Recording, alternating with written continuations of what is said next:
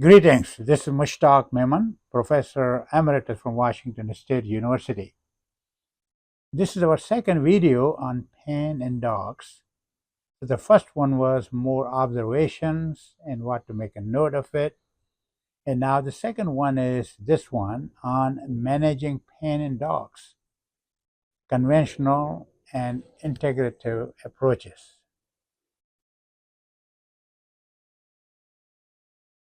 Now, why pain management matters?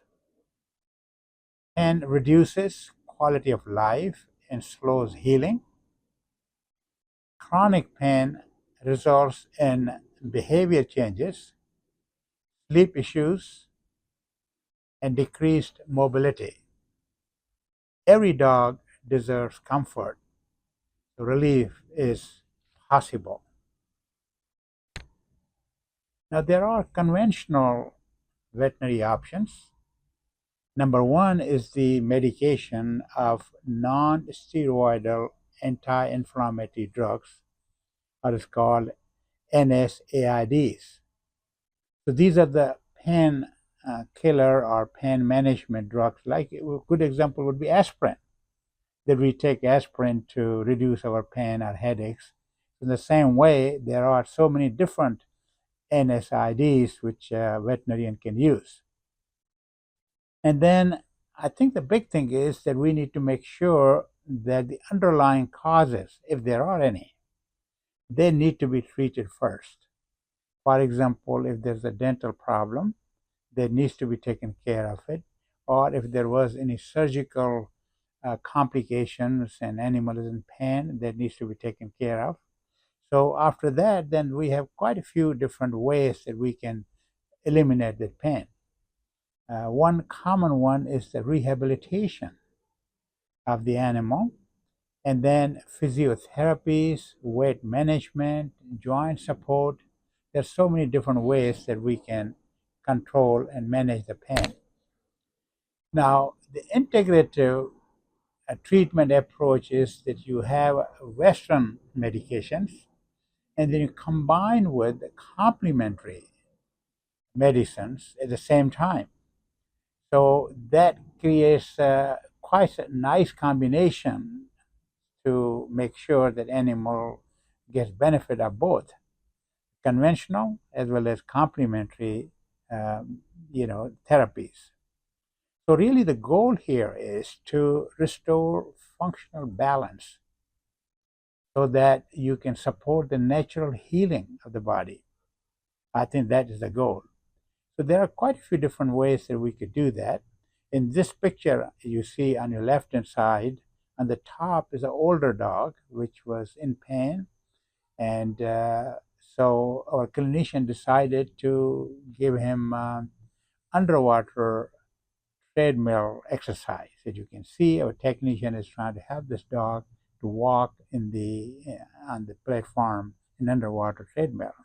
The bottom one is dachshund dog, which is I think second or third day after his surgery.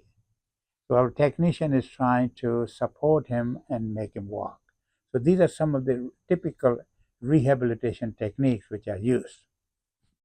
The acupuncture is very well established in our scientific community by now.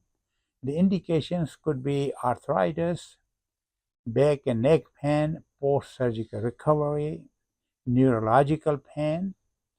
Many people ask, how does acupuncture work? Well, in a simple way to explain is that the physiology of that is that it modulates a nerve, releases endogenous opioids, and improves circulation. This is the simplest way to do it, said. But I will give you some reference at the end, which has got much more information. Those of you who are interested can dig in a little more deeper. So really, clinical aim here is to reduce pain and improve mobility and comfort of the dog. Now, there are other traditional Chinese veterinary medical approaches. By the way, I'm sure you are aware that acupuncture was used or is still being used in China, and the first time it was used about 3,000 to 4,000 years ago. So, but there are so many other traditional Chinese modalities. Could be the Chinese herbal therapy, but please make sure that you follow the veterinarian's recommendation, because there could be complications with herbal therapies too if you are not using proper herbs. In the same way, the food therapy. Now, food therapy is not just feeding the dog.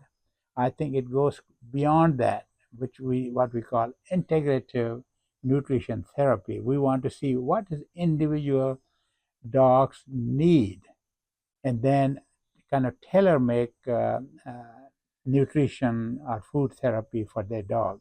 It could be that you have a pet which is getting ready to show in the ring. There may be some dogs which are competing in different things. There may be a dog which may be obese. There may be a dog which is elderly, senior dog. So I think that needs to be really, really tailor-made, individualized, integrative nutrition scheme. The other modality in Chinese medicine is called tuina. So the tuina is a more like a massage plus a little bit touch of chiropractic kind of techniques, which are wonderful ways to stimulate acupoints and benefit the animal. So if you work with a certified veterinarian who is certified in TCVM modality, he or she will even show you how you can do this tuina at home, which I think makes a very nice also bonding way between your pet and yourself. Now, this is just one case mentioned. Alain picked it up that this is a senior dog which had arthritis. So he had difficult with the stairs, restless nights, reluctant to walk. So the plan was to give him NSAIDs and a structured walk, and then acupuncture sessions. Usually, acupuncture, depending upon the condition, it could be twice a week, 3 times a week. So he went through the acupuncture sessions and then the weight plan. After that protocol, then he felt better, improved mobility, sleep was better, and brighter mood.